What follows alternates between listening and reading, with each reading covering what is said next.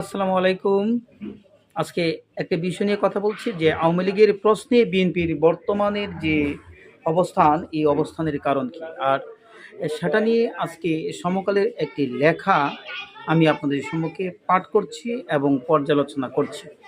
তো এই ব্যাপারে যদি কারো কোনো মন্তব্য থাকে অবশ্যই মন্তব্যের বক্সে আপনারা কমেন্টস করে জানাতে পারেন। তো যাই হোক, আমরা দেখেছি অন্তর্বর্তীকালীন সরকার ক্ষমতা গ্রহণের পর বিএনপি আপনার রাষ্ট্রপতি অবসরের ক্ষেত্রে বিএনপি আপত্তি জানিয়েছে আওয়ামী লীগ নিষিদ্ধের ক্ষেত্রে।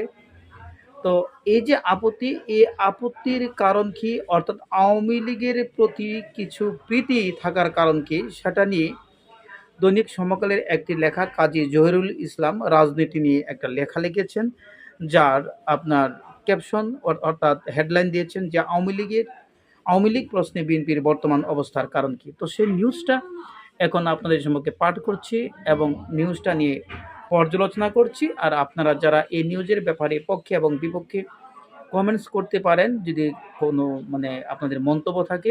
সবচেয়ে বড় কথা হচ্ছে যে এই লেখাটির ব্যাপারে পক্ষে বিপক্ষে প্রচুর মন্তব্য অবশ্যই আপনাদের কাছ থেকে আশা করি। কারণ যেহেতু একটি স্পর্শকাতর লেখা এবং একটি লেখা দেশের একটি শীর্ষস্থানীয় দৈনিকে উঠে এসেছে। তো এই হুবহু আমি এই কাজী জহিরুল ইসলামের রাজনীতি নিয়ে এই লেখাটা আমি আপনাদের কাছে পেশ করছি। তবে লেখাটির সারমর্ম পাঠ করার আগে লেখাটির সারমর্ম আমি বলি যে কয়েকটা কথা যেটা আপনাদের বললে হয়তো বুঝতে পারবেন যে কোন ব্যাপারে নিয়ে আলাপ করছি। যে গত ১.৫ দশকে শেখ হাসিনা সরকার বিএনপিকে কোথাও আক্ষরিক অর্থে দাঁড়াতে দেয়নি। দলটির হাজার হাজার নেতাকর্মীকে খুন গুম করেছে, লাখ লাখ মামলা দিয়েছে, স্থায়ী কমিটির সদস্য এক নেতাকে ফাঁসি দিয়েছে, চেয়ারপারসন বেগম খালেদা জিয়াকে প্রথমে গৃহচ্যুত, পরে মিথ্যা মামলার গ্রেপ্তার ও কারাবন্দী করেছে। এরপরও দৃশ্যত আওয়ামী লীগের পক্ষ নিয়ে কেন কথা বলছে বিএনপি? সুতরাং আপনারা বুঝতেই পারছেন এই লেখাটির ভিতরে কি হতে পারে। তো যাই হোক, আমি হুবহু এখন এই লেখাটি আপনাদের পাঠ করছি, আর পাঠ করলে হয়তো আপনারা বুঝতে পারবেন যে এই লেখাটি আমি কি বলতে চাচ্ছি। আমি পুরোপুরি লেখাটার মধ্যে এখন চলে যাচ্ছি, আর সে কারণে আমি হুবহু এই আপনার পত্রিকা দেখে আপনার লেখাটা আপনাদেরকে এখন শোনাচ্ছি। লেখাটার হেডলাইন হচ্ছে আওয়ামী লীগ প্রশ্নে বিএনপির বর্তমান অবস্থার কারণ কি, কাজী জহিরুল ইসলাম রাজনীতি নিয়ে এই ওনার লেখা। উনি লিখেছেন যে বর্তমানে দেশের বৃহত্তম রাজনৈতিক দল বিএনপির গণ-অভ্যুত্থান পরবর্তী অবস্থান নিয়ে কিছু প্রশ্ন দেখা দিয়েছে। এখন দলটি কেন ক্ষমতাচ্যুত সরকারের মাধ্যমে নির্বাচিত রাষ্ট্রপতিকে সরাতে চায় না? কেন তারা চায় না আওয়ামী লীগ নিষিদ্ধ করা হোক? কেন বিএনপি জ্যেষ্ঠ যুগ্ম মহাসচিব মনে করেন বঙ্গভবন থেকে বঙ্গবন্ধু শেখ মুজিবুর রহমানের ছবি সরানো উচিত হয়নি? পরে যদিও তিনি ওই বক্তব্যের জন্য দুঃখ প্রকাশ করেন, তাতে প্রশ্ন বেড়েছে বৈকি। তো আমরা দেখেছি যে যে বঙ্গভবন থেকে বঙ্গবন্ধু শেখ মুজিবুর রহমানের ছবি অপসারণের করা হয়েছিল, আর সেই কারণে কিন্তু এই যে রিজভী সাহেব আপনার একটা বক্তব্য দিয়েছিলেন যে উনি যে মেজর জিয়াউর রহমানও বঙ্গভবন থেকে বঙ্গবন্ধুর ছবি অপসারণ করা হয়নি। তো পরবর্তী পর্যায়ে আমরা দেখেছি যে উনি কিন্তু আবার দুঃখিত সরিও বলছেন। তো এটার কারণ কি? এটার কারণও কিন্তু দেশবাসী বুঝে এবং জানে। হয়তো উনি কোনো চাপে পড়ে হয়তো বলতে বাধ্য হয়েছেন যে দুঃখ প্রকাশ করতে বাধ্য হয়েছেন। তো যাই হোক, এই লেখাটি লেখক লিখেছেন। তো আমরা দেখেছি গত ১.৫ দশকে শেখ হাসিনা সরকার বিএনপিকে কোথাও আক্ষরিক অর্থে দাঁড়াতে দেয়নি। দলটির হাজার হাজার নেতাকর্মীকে খুন গুম করেছে, লাখ লাখ মামলা দিয়েছে, স্থায়ী কমিটির সদস্য এক নেতাকে ফাঁসি দিয়েছে, চেয়ারপারসন খালেদা জিয়াকে প্রথমে গৃহচ্যুত, পরে মিথ্যা মামলা গ্রেপ্তার ও কারাবন্দী করেছে। এরপরও দৃশ্যত আওয়ামী লীগের পক্ষ নিয়ে কেন কথা বলছে বিএনপি? একটু আগে আমি যে এই লেখাটির যে মেন যে কথাগুলো আপনাদেরকে শুনিয়েছিলাম পরে, সেটা এখন এই লেখা লিখছে যে গত যে ১৬ বছর ছিল, এই ১৬ বছরের লেখকের ভাষ্যমতে যে আওয়ামী লীগ বিএনপিকে কোনোভাবেই দাঁড়াতে দেয়নি। এই দলের চেয়ারপারসনকে প্রথমে গৃহচ্যুত, তারপর কারাবন্দী করেছে, তারপর আপনার অনেক মামলা দিয়েছে, ইত্যাদি ইত্যাদি। তো তারপরও আপনার বিএনপি আওয়ামী লীগের প্রশ্নে এত নমনীয় কেন বা এত প্রীতি কেন? এটাই উনি হয়তো বোঝাতে চাচ্ছেন। আওয়ামী লীগ প্রশ্নে বিএনপির বর্তমান অবস্থার দুটি কারণ থাকতে পারে। প্রথম কারণটি ষড়যন্ত্রতন্ত্রের আলোকে বিশ্লেষণ করা যেতে পারে। প্রথম কারণটি হলো ষড়যন্ত্রতন্ত্রের আলোকে বিশ্লেষণ করা যেতে পারে। তো এটা কি? যে স্বাধীনতার পর থেকে দেখা গেছে বাংলাদেশের কোনো রাজনৈতিক দলই আত্মবিশ্বাসের সঙ্গে বলতে পারেনি তারা ভিনদেশি শক্তির তোয়াক্কা করে না। এই প্রসঙ্গে প্রথমে পক্ষ হিসেবে ভারতের নাম সবার আগে আসে। যদিও বিশ্বাসযোগ্য নয়, তবুও আমাদের রাজনীতিতে চালু যে এক্ষেত্রে পাকিস্তান হচ্ছে দ্বিতীয় পক্ষ। এই দুই দেশ ছাড়া অন্য দেশের মধ্যে সর্বাগ্রে আসে যুক্তরাষ্ট্রের নাম, এরপর চীন, জাপান, রাশিয়া এবং ইউরোপ। একসময় ব্রিটিশ উপনিবেশ থাকলেও আমাদের রাজনীতিতে বিলেতের প্রভাব এখন কিন্তু আর আগের মতো নেই। অন্য সব দেশের কথা বাদ দিলে ভারতের আধিপত্য ও প্রভাব বাংলাদেশের রাজনীতিতে অনস্বীকার্য, যেটা আমরা ইতিমধ্যে দেখেছি আওয়ামী লীগ সরকারের আমলে, যে উনি এটাই বলছেন যে ভারতের আধিপত্য এবং প্রভাব বাংলাদেশের রাজনীতিতে অনস্বীকার্য। যদিও এখন একটু এই অন্তর্বর্তীকালীন সরকারের আমলে একটু কমেছে, তো আগে আমরা কিন্তু এটাই দেখেছি। এই প্রতিবেশীকে আস্থায় না রেখে, অর্থাৎ ভারতকে আস্থায় না রেখে রাষ্ট্র ক্ষমতায় টিকে থাকা যাবে না, এমন ধারণা বাংলাদেশের জোরালোভাবেই প্রচলিত। যে ভারতকে খুশি না করতে পারলে রাষ্ট্রপতি মানে রাষ্ট্রের যে ক্ষমতা, এই ক্ষমতার পদে থাকা যাবে না। এটা অর্থাৎ হলো আমাদের বাংলাদেশের জোরালোভাবে একটা প্রচলিত কথা রয়েছে। তো এই দেশে ভারতের সবচেয়ে প্রিয় রাজনৈতিক দল হচ্ছে আওয়ামী লীগ।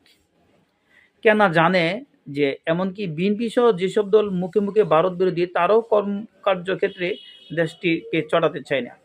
সবাই জানে যে ভারতের সবচেয়ে কাছের দল আওয়ামী লীগ, ভারতের সবচেয়ে পছন্দের দল আওয়ামী লীগ।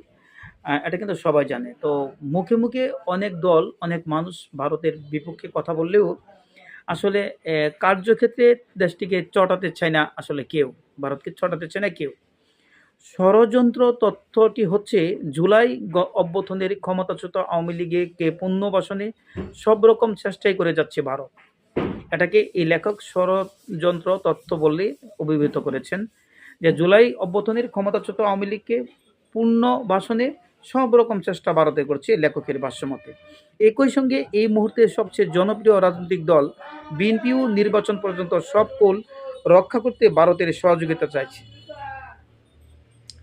তো আমরা কিন্তু দেখেছি যে এতদিন যে আওয়ামী লীগের প্রতি ভারতের একটা আলাদা টান আছে।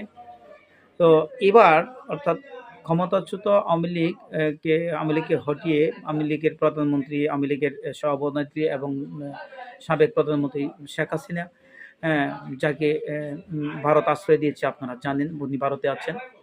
তো ভারতের বিরুদ্ধে কিন্তু ওই অন্তর্বর্তী সরকারের অনেকেই নেগেটিভ কথা বলেছেন বিএনপি সহ বিভিন্ন রাজনৈতিক দল। আর সেটা হচ্ছে যে ভারত আওয়ামী লীগকে বেশি সাপোর্ট দিয়েছে, আওয়ামী লীগের পক্ষে বেশি অবলম্বন করেছে সে কারণে। এই কারণে দেশে বিদ্যমান যে ব্যবস্থা দেশে বিদ্যমান ব্যবস্থা সংস্কারের নামে অন্তর্বর্তী সরকারের মেয়াদ দীর্ঘায়িত করার ক্ষেত্রে তাদেরও সমর্থন রয়েছে। বাংলাদেশ ও ভারতের বামপন্থী বিশ্লেষক কয়েকজনও আমাকে একথা বলেছেন, এই লেখককে বলেছেন। তাদের মতে যে আওয়ামী লীগ যদি নিষিদ্ধ হয় তাহলে জামায়াত ক্ষমতা এসে যেতে পারে। আমি তা মনে করি না। আমার পর্যবেক্ষণ হলো প্রচলিত পদ্ধতিতে নির্বাচন হলে জামায়াত এই মুহূর্তে সর্বোচ্চ 30টি আসন পেতে পারে, বিএনপি পাবে অন্তত 180টি আসন।